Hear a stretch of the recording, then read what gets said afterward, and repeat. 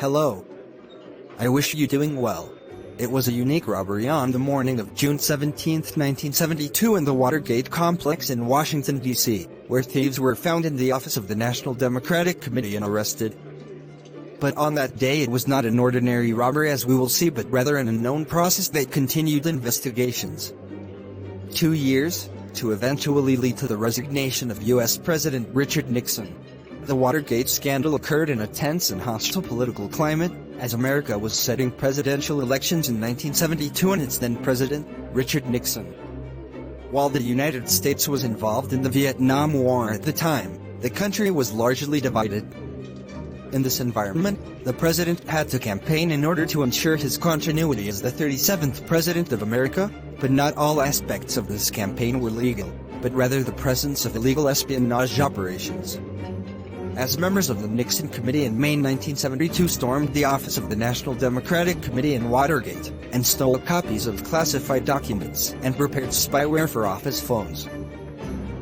The operation failed to properly wiretap the phones, so on June 17 a group of 5 men returned to the building, wandering in preparation for a new microphone in the office.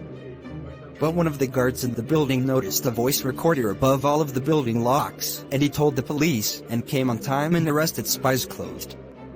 It was not immediately clear how spies were associated with President Nixon, despite doubts raised by the numbers they were in possession. And after a while Nixon gave a speech in which he swore that his White House officials did not take part in the storming. Most voters believed him and won the election a landslide victory.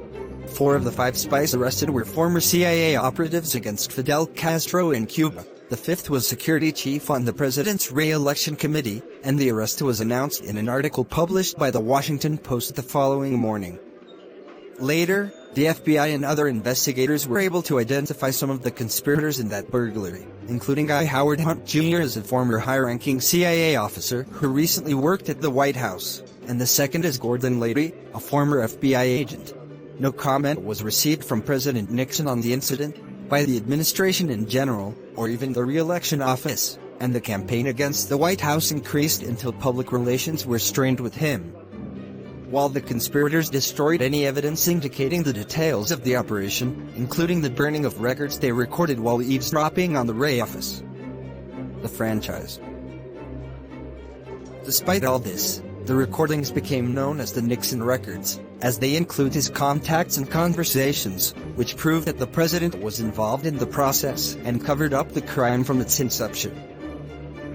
To understand the Watergate scandal, it is necessary to understand the president who was behind her, as Nixon was a former lieutenant in the U.S. Navy during World War II, then became a member of Congress and the senator in California, then was Vice President Dwight Eisenhower for 8 years until 1960.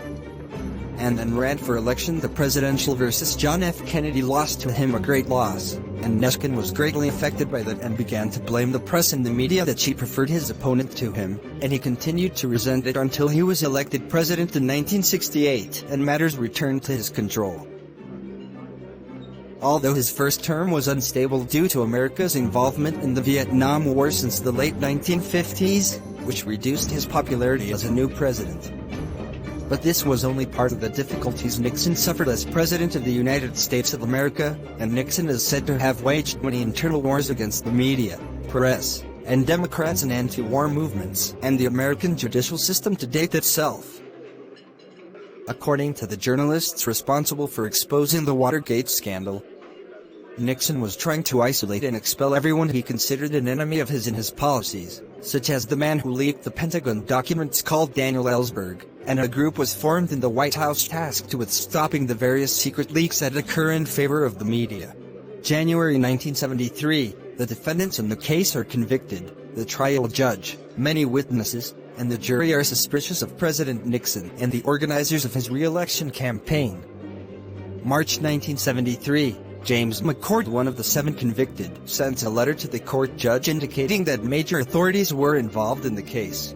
Investigations indicated that there were sums of money in the possession of those convicted which raised suspicions, and when tracking the financial accounts, it was found that they were related to institutions funded by President Nixon's campaign. Journalists Carl Bernstein and Bob Woodward from the Washington Post receive information from an unknown person who has been termed Deep Truffle during this period, indicating that there is a relationship between the robbery and spying, and attempting to cover it up, and with high-ranking officials, such as the Department of Justice, the FBI, and the intelligence agency centralization, all the way to the White House. And the two journalists are publishing it. Instead of the case ending with a conviction of the defendants, the investigation expanded further, to include the White House staff. April 30, 1973, President Nixon dismisses two of his top advisors for their relationship to the case. May 17, 1973, hearings are broadcast on the television networks, and the president's popularity is constantly deteriorating. Investigations indicate that there is a registration system in the White House. The investigation committee is demanding tapes, and the president refuses to hand them over using his executive authority.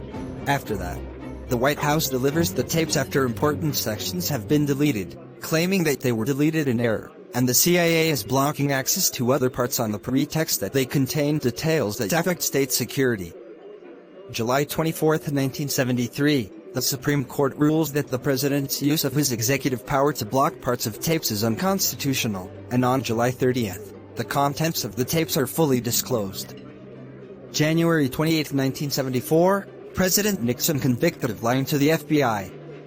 March 1, 1974, the final verdict is issued against the 7 defendants in the espionage case, and President Nixon is referred to as a participant in that case. President Nixon's constitutional status grows more fragile as Congress begins discussions to remove him from office.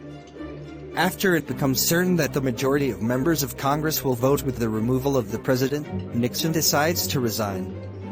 On the eve of August 8, 1974, in a televised speech, the American president announced his resignation. September 8, 1974, Gerald Ford takes over the presidency and pardons the former President Nixon. In 2005, it was revealed who was known as Deep Thurwit, who was Deputy FBI Director Mark William Will. As for the results of this case, President Nixon resigned and dismissed some of his aides. The Republican Party loses 5 seats in Congress and 49 seats in the House of Representatives for the Democrats. Changes in campaign financing to become subject to federal oversight. Significant defamation affects the image of legal work and the legal profession due to the fact that many lawyers were involved in the case. The scandal left a bad impression on the public about the reality of political action, and the suffix jet became special for every political scandal. We done now. Thanks for watching. Goodbye, my friends.